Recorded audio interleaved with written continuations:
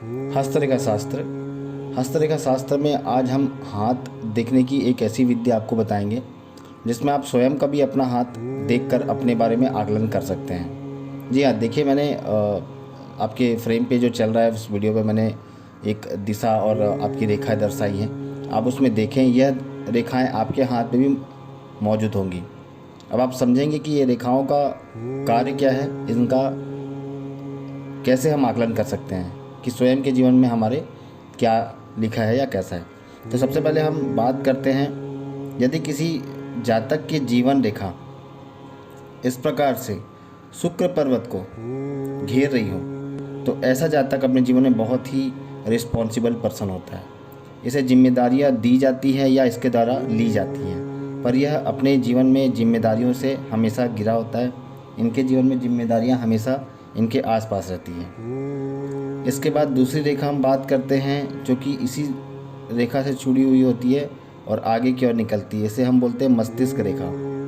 यह रेखा किसी व्यक्ति के बुद्धि क्षमता को दर्शाता है।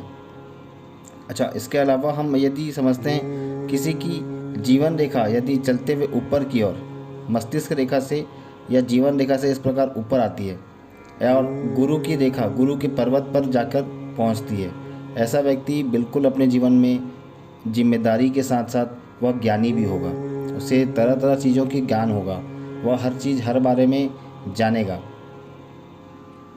और इसी के साथ यदि हम देखते हैं कि यहाँ से अगर रेखा किसी की जुड़ी होगी, जीवन रेखा और मस्तिष्क रेखा यदि आपस में जुड़ी हुई हो, इस प्रकार ये जुड़ी हुई हो, ऐसा व्यक्ति अपने जीवन में इंट्रोवर्ट होगा।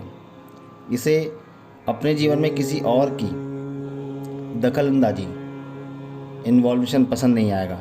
यह अपने बुद्धि से अपने विवेक से कार्य को करना पसंद करता है। ये रेखा अगर आपस में चिपकी हुई हैं तो आप जान ले वह अपने हिसाब से ही काम करेगा और उसे किसी और का अपने कार्य में हस्तक्षेप पसंद नहीं आएगा।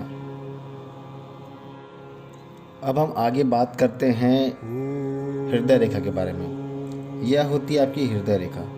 यदि किसी जातक की हृदय रेखा यहाँ से प्रारंभ होती है और इस प्रकार से अगर वह कटी हुई हो, जिसे हम गाय की पूँछ या ऐसे बोलते हैं,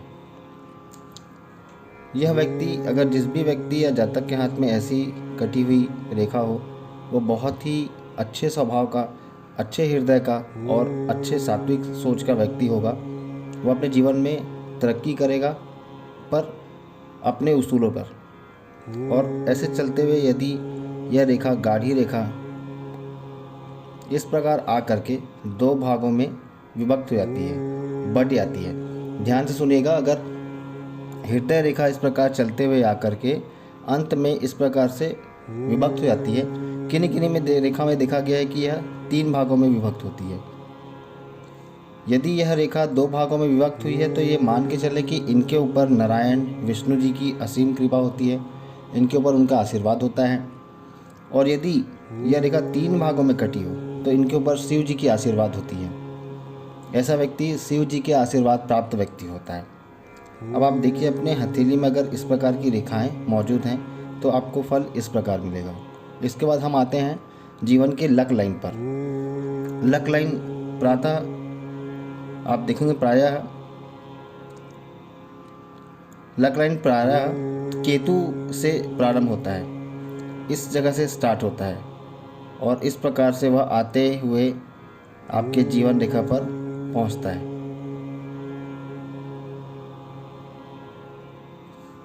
और चलते चलते वह शनि पर्वत तक पहुंचता है। इसे हम लक लाइक बोलते हैं या भाग्य रेखा।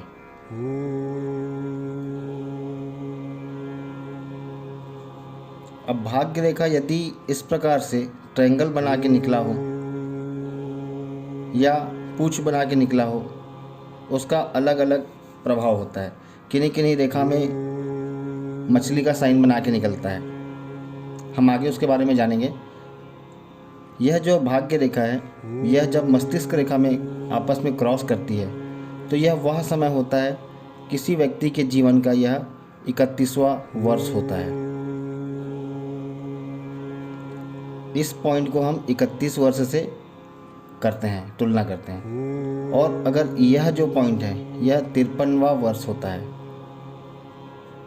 और यह जो वर्ष है आदमी अपने हृदय, अपने मस्तिष्क और अपने भाग्य से 31 वर्ष से 52 वर्ष के बीच में जो कार्य करता है वह उसके अंत बुढ़ापे का चयन करता है। आपको यहाँ तक बात समझ आई होगी, क्योंकि मैंने बहुत सरल भाषा में बताई है। मेरा मानना है कि यदि हस्तरेखा आप स्वयं सीख जाएंगे तो अपना एवं अपने जनों का भी आप हाथ देख सकते हैं। इससे आपको यह ज्ञान हो जाएगा कि किसी व्यक्ति का हाथ देख करके उसके बारे में आप विचार कर पाएंगे। कई हाथों में ऐसा देखा गया है कि भाग्य रेखा मंगल रेखा से प्रारंभ होती है, इस क्षेत्र से प्रारंभ होती है। ऐसे जातक को देखा गया है कि यह विदेश यात्रा या अपने जन्म स्थान से बाहर जाकर के धन अर्जित करते हैं। अर्थात यदि उसे अपने जन्म स्थान पर तरक्की नहीं मिल रही है तो उसे अपने जन्म स्थान से दूर जा कर के कार्य करना चाहिए। यह विदेश जा कर के कार्य कर सकता है या अपने देश को छोड़ कर के किसी और जगह जाके कार्य कर सकता है। यदि इसकी स्थिति उतनी प्रबल नहीं है तो यह जिस गांव में पैदा हुआ हो उससे 100-200 किलोमीटर की दूरी में भी जा कर के कुछ कार्य करेगा तो उसे तरक्की मिलेगी। हमने अभी भाग्य रेखा को समझा कि कैसे भाग्य रेखा का जीवन में प्रभाव होता है। इसके बाद कुछ छोटी छोटी रेखाएं हैं, उसको भी हम बताते हैं, जो कि छोटी होकर के भी बहुत बड़ा कार्य करती है। जैसे एक रेखा सूर्य रेखा होती है, वह इस रेखा के अंतर्गत आती है। यह रेखा यदि किसी के हाथ में 1 हो, 2 हो, अतिरिक्त भी हो सकती है, तो ऐसे जीवन में इस सूर्य की रेखा को प्रबल माना जाता है।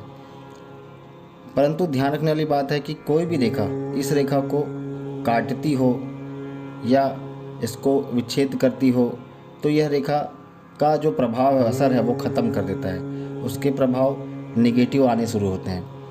स्पष्ट सूर्य रेखा जो कि बिगर किसी की काटी हुई हो, तो ऐसे जातक के हाथ में अगर सूर्य रेखा है तो उनके संबंध बड़े अधिकारी, उच्च अधिकारी, बड़े बड़े बिजनेसमैन या बड़े लोगों के साथ उनके उठने बैठने होते हैं। यदि ऐसे कटपट लगी हुई तो उनके साथ बैठना उठना होगा, पर कार्य वहाँ से नहीं निकल पाता है।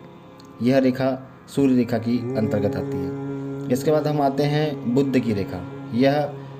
यह निर्धारित करती है कि जीवन में कितना धन अर्जित करेगा।